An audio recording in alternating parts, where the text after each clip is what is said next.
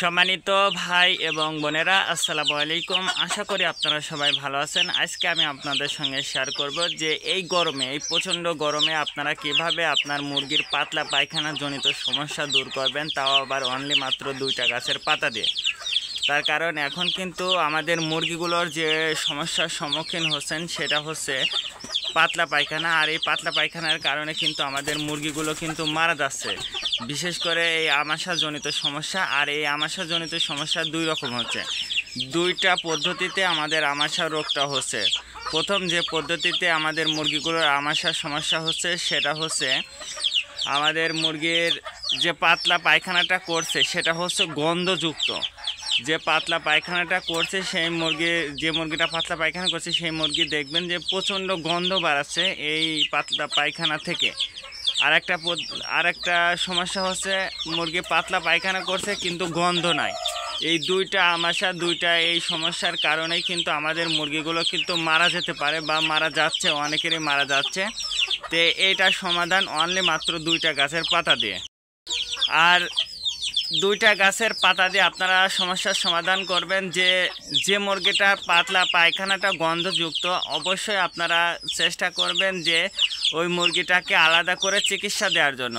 বিশেষ করে ওই মুরগিকে যদি আপনারা 2টা গাছের পাতা দিয়ে চিকিৎসা করেন, সেক্ষেত্রে ইনশাল্লাহ দেখবেন যে আপনার মুরগিটা দ্রুত সুস্থ হয়ে যাবে ইনশাল্লাহ। আর আপনার মুরগি, বিশেষ করে যারা এই গরমে কিন্তু শুধু মুরগির নয়, মানুষেরা কিন্তু এই পাতলা পায়খানা জনিত সমস্যার সম্মুখীন হচ্ছে। আপনারা নিজেরাও যদি এই 2টা গাছের পাতাটা যদি আপনারা নিজেরাও খান, তাহলেও দেখবেন যে ইনশাল্লাহ আপনারা নিজেরাও সুস্থ হয়ে যাবেন। তো প্রথম যে গাছের পাতাটা আমি আপনাদেরকে দেখাচ্ছি, এটা কিন্তু আপনারা সবাই চেনেন। এইটা হচ্ছে ডালিম গাছের পাতা। ডালিম গাছটা কিন্তু আপনারা সবাই চেনেন, সেই ডালিম গাছের পাতা কিন্তু এটা। আর এই পাতাটা দিয়ে কিন্তু আপনারা খুব সহজে কিন্তু আপনারা নিজেরাও যদি খান, তাহলে দেখবেন যে ইনশাল্লাহ আপনারা নিজেরাও পাতলা পায়খানা জনিত সমস্যা দূর হয়ে যাবে।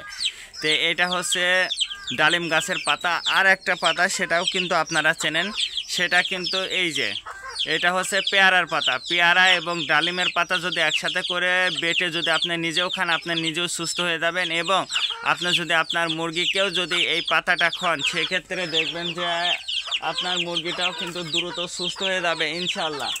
আর সর্ব অবস্থাতে আমি আপনাদেরকে বলবো যে আপনার মুরগির যদি এই গন্ধযুক্ত সমস্যার সম্মুখীন যদি হন, তাহলে এই 2টা পাতায় আপনারা নিয়ম করে খাবেন। প্রথমে 3 দিন খাবেন, 3 দিনে যদি সুস্থ না হয় তাহলে অবশ্যই আপনারা 5 দিনের একটা ডোজ করে দেবেন এই গাছের পাতার। আর দ্বিতীয় আমাশাজনিত সমস্যা হচ্ছে আপনার মুরগির পাতলা পায়খানা করছে কিন্তু গন্ধ নাই, সেক্ষেত্রে আপনারা ঘরোয়া একটা চিকিৎসা আপনার মুরগিকে দিতে পারবেন। সেই ঘরোয়া চিকিৎসা পদ্ধতি হচ্ছে আপনারা আপনার বাড়িতে যদি আখের গুড় বা কুশেরের গুড়, আমরা যেটাই বলি না কেন, এই গুড়টা যদি আপনাদের বাসাতে থাকে, সেক্ষেত্রে কিন্তু এই গুড়টা পানির সঙ্গে মিক্সড করে কিন্তু আপনারা খুব সহজে আপনার মুরগির বাচ্চা বা মুরগিগুলোকে যদি খাওয়ান, তাহলে দেখবেন যে ইনশাল্লাহ এই পাতলা পায়খানা জনিত সমস্যা দূর হয়ে যাবে। এর সঙ্গে আপনারা আরেকটা অ্যাড করতে পারেন, সেটা হচ্ছে লেবু কিন্তু কম বেশি সবার বাসাতেই কিন্তু থাকে। আর এই লেবুটা যদি আপনারা আপনার মুরগিকে দেন, তাহলে দেখবেন যে ইনশাল্লাহ আপনার মুরগিটা দ্রুত সুস্থ হয়ে যাবে, মুরগিটা ভালো থাকবে। তো আপনারা কে কোন জেলা থেকে আমার এই ভিডিওটা দেখছেন, অবশ্যই কমেন্টে জানিয়ে দেবেন। আপনি যদি আমাদের চ্যানেলে নতুন হয়ে থাকেন, তাহলে অবশ্যই আমাদের চ্যানেলটা সাবস্ক্রাইব করবেন। আর যারা গরুর খামার করতে চাচ্ছেন, তাহলে অবশ্যই আপনারা দেশি গরুর খামারটা যদি আপনারা করেন, তাহলে দেখবেন যে ইনশাল্লাহ আপনাদের অল্প টাকার মধ্যে কিন্তু এই দেশি গরুর খামারটা কিন্তু করতে পারবেন। আমি 100% বলবো, যদি আপনারা গ্রামে দেশি গরুর খামার করেন, সেক্ষেত্রে আপনাদের 1 টাকাও লস হবে না। তার কারণ গ্রামে কিন্তু আপনি পর্যাপ্ত পরিমাণ খাবারটা পেয়ে যাচ্ছেন, বিশেষ করে খড়, তারপরে ঘাস, এগুলো কিন্তু আপনারা খুব সহজে পেয়ে যাচ্ছেন। তো এইগুলো যদি আপনি পেয়ে যান, তাহলে কিন্তু আপনার গরু লালন পালন করা আপনার জন্য সহজ হয়ে যাবে। তো আজকে এ পর্যন্ত, ভালো থাকবেন, আল্লাহ হাফেজ।